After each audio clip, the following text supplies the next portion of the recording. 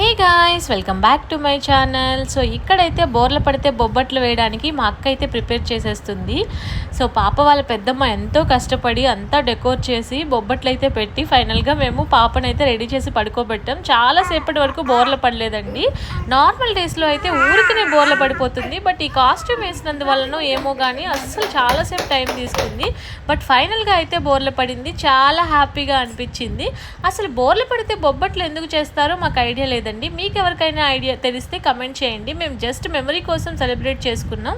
Family members అందరు gather అయ్యి అలా సంతోషంగా ఉంటుంది కదా, అలా సరదాగా. సో అందుకైతే సెలబ్రేట్ చేసాం. సో మేమైతే హ్యాపీగా ఎంజాయ్ చేసాం. అసలు బోర్లు పడితే బొబ్బట్లు కాన్సెప్ట్ ఏంటో నాకు అస్సలు ఐడియా లేదు. ఎవరికైనా తెలిసి ఉంటే కమెంట్ చేయండి ఖచ్చితంగా. సో నెక్స్ట్ ఇంకో కాస్ట్యూమ్ చేంజ్ చేసాం. ఈ కాస్ట్యూమ్లో అయితే ఈజీగానే పడిపోయింది, బట్ హెడ్ అయితే కంట్రోల్ చేయలేకపోతుంది ఇప్పటికీ. బట్ కొంచెం కొంచెం కంట్రోల్ చేస్తుంది. మా పాపకైతే 4th మంత్ వచ్చింది.